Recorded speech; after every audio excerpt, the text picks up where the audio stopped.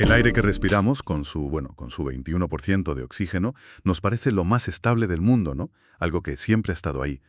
Pero es una ilusión. En realidad, este aire es una anomalía, algo geológicamente muy joven. Si pudiéramos viajar atrás en el tiempo, a la mayor parte de la historia de la Tierra, respirar nuestro aire habría sido un veneno. La atmósfera, vamos, que no es ni ha sido nunca una constante. Exacto. Es una idea que cuesta asimilar, pero es fundamental.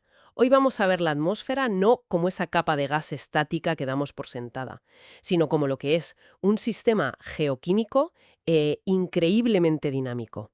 Es un reservorio que ha evolucionado en conexión íntima con las rocas, con los océanos, con la propia vida durante miles de millones de años. Nuestra misión hoy es un poco rastrear su biografía química, ver cómo pasó de un estado sin oxígeno, totalmente irreconocible, al entorno que conocemos, y sobre todo entender cómo diablos leemos esa historia en las rocas. De acuerdo, pues vamos a desgranar eso.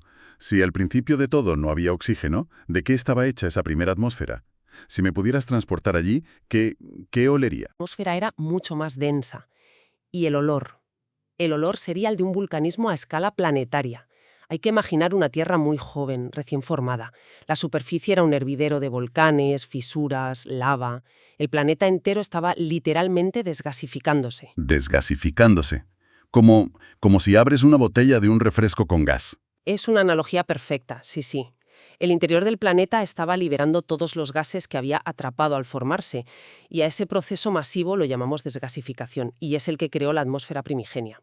Estaba compuesta de lo que escupen los volcanes, muchísimo dióxido de carbono, CO2, una cantidad enorme de vapor de agua, nitrógeno, que curiosamente sigue siendo el gas principal hoy, y luego trazas de metano, amoníaco, una mezcla, vamos, irrespirable para nosotros. Pero la clave, el ingrediente que lo cambia todo, el oxígeno libre, el O2, de eso nada de nada. Cero, ni rastro. Y ese es lo más importante. Era un ambiente que en química llamamos reductor. Una forma fácil de entenderlo es que las cosas no se oxidaban. Podías dejar un trozo de hierro puro en la superficie y no se cubriría de óxido. Un mundo sin herrumbre. Justo. Lo contrario al ambiente oxidante de ahora, donde el oxígeno es tan reactivo que ataca a casi todo lo que toca. Un momento. Si la atmósfera era tan increíblemente inhóspita, ¿cómo es posible que la vida no solo sobreviviera, sino que acabara, hackeando el sistema por completo para transformarlo? Esa es la pregunta del millón y nos lleva al mayor giro de guión de la historia del planeta. La vida primitiva, que eran sobre todo bacterias en los océanos, encontró una fuente de energía inagotable, el Sol. Y un grupo concreto, las cianobacterias, desarrollaron la mayor innovación biológica de todos los tiempos, la fotosíntesis oxigénica. La fotosíntesis. Vale, eso no suena del colegio. Las plantas usan luz, agua, CO2, crean su alimento y sueltan oxígeno. Pero claro, a esta escala es otra historia. Es que lo cambia absolutamente todo. Estas cianobacterias inventaron un proceso de una elegancia brutal.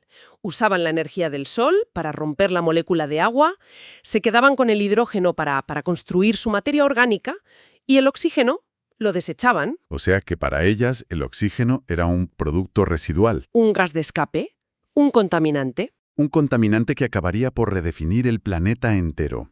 Pero me surge una duda. Si empezaron a producir oxígeno, ¿por qué no se acumuló en el aire al momento? Es que no se acumuló, no durante casi 1.000 millones de años. Y la razón estaba en el agua.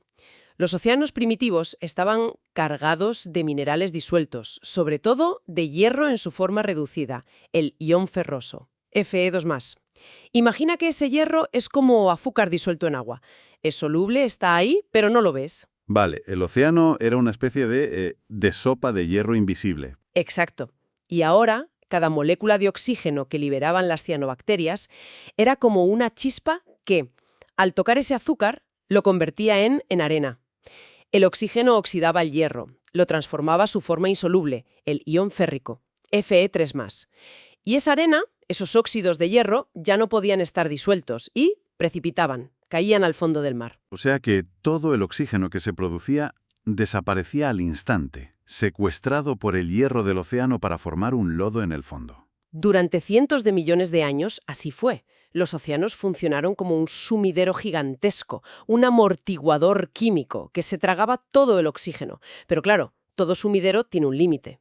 Y finalmente, hace unos 2.400 millones de años, se llenó, se saturó. Ya no quedaba suficiente hierro disuelto para reaccionar con todo el oxígeno que las cianobacterias bombeaban sin parar. Y en ese momento, el oxígeno, por primera vez, no tuvo a dónde ir. Salvo hacia arriba. Hacia la atmósfera. Hacia la atmósfera. Por primera vez a gran escala. Y ese punto de inflexión es tan importante que tiene nombre propio. El Gran Evento de Oxidación. El GOE, por sus siglas en inglés. El gran evento de oxidación. Suena a película de catástrofes. Y en cierto modo lo fue. Fue la primera y posiblemente la mayor crisis de contaminación de la historia. Para la vida anaeróbica que dominaba el mundo, ese oxígeno que se acumulaba era un veneno corrosivo.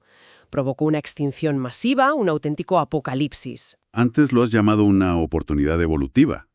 Pero para los que ya estaban aquí fue ¿un genocidio? ¿No es una visión un poco optimista? Es una objeción totalmente válida. Y es la gran paradoja de este evento. Fue un desastre ecológico, sin duda, pero al mismo tiempo, al cambiar las reglas del juego químico, abrió la puerta a algo mucho más potente, la respiración aeróbica. Usar oxígeno para obtener energía es 16 veces más eficiente que los metabolismos anaeróbicos. Sin esa catástrofe, sin ese veneno, nunca habría existido la energía necesaria para sostener la vida compleja. Ni los animales, ni las plantas, ni nosotros. Fue una destrucción creativa a escala planetaria. La historia es increíble, pero suena tan lejana, casi a ciencia ficción. ¿Cómo podéis estar tan seguros de que todo esto ocurrió así? ¿No es que tengamos burbujas de aire de hace 2.500 millones de años? ¿Dónde están las pruebas del delito?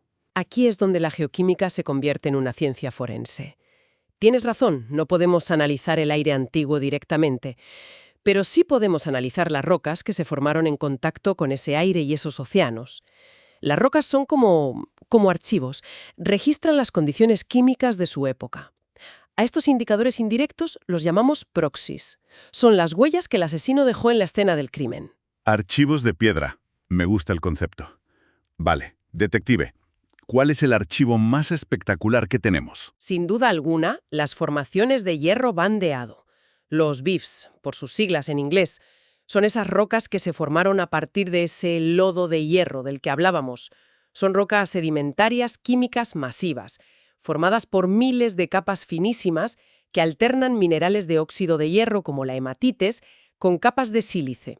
Verlas en un afloramiento es espectacular, con esas bandas rojas y grises. Entiendo. Son literalmente la arena de tu analogía, compactada en el fondo del mar. Precisamente. Y lo alucinante de los BIFs no es solo que sean la prueba del delito, la pistola humeante, es la escala. Hablamos de depósitos de hierro tan colosales que se formaron durante cientos de millones de años por todo el globo. Son tan masivos que hoy en día esas mismas rocas, formadas por la respiración de microbios hace eones, constituyen más del 90% de todo el hierro que extraemos. Son la columna vertebral de nuestra industria. Momento, para. ¿Me estás diciendo que la mayor revolución biológica de la historia del planeta financió literalmente la revolución industrial humana 2.400 millones de años después? Dicho así suena poético, pero geoquímicamente es correcto. La escala fue tan grande que sus consecuencias económicas se sienten hoy. Y lo más importante, la existencia masiva de los BIFs y sobre todo su práctica desaparición del registro geológico justo después del gran evento de oxidación nos marcan el momento exacto en que los océanos se quedaron sin hierro que oxidar. Vale, eso cubre los océanos de forma contundente. Pero, ¿y la atmósfera? ¿Hay algún archivo que estuviera en contacto directo con el aire de la época? Sí, los tenemos. Son más humildes, pero igual de elocuentes. Los paleosuelos. Un paleosuelo es, literalmente, un suelo antiguo que quedó enterrado y se fosilizó. Y la química de un suelo está en equilibrio directo con la atmósfera que tiene encima. Sería como comparar una pieza de hierro que dejas hoy en el jardín con una que hubiera estado sellada al vacío, ¿no? Esa es la idea.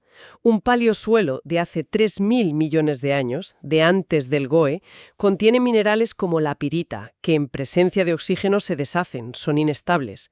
En cambio, si analizamos suelos más jóvenes, de después, están llenos de óxidos de hierro, que les dan esos colores rojos, ocres. La mineralogía de un paleosuelo es un reflejo directo del aire que respiraba. Vemos el cambio de un mundo gris a un mundo rojo y oxidado. O sea que tenemos la prueba del océano con los BIFs y la prueba de la atmósfera con los paleosuelos. ¿Hay algo más? Hay una tercera línea de evidencia, más sutil pero quizá la más robusta: las señales isotópicas. Sin entrar en la parte técnica, los elementos, como el azufre, tienen diferentes versiones o isótopos, y en las rocas anteriores al gran evento de oxidación encontramos una firma isotópica del azufre muy extraña que solo puede producirse en una atmósfera sin nada de oxígeno y sin capa de ozono. Esa firma desaparece por completo y para siempre justo en el momento del GOE.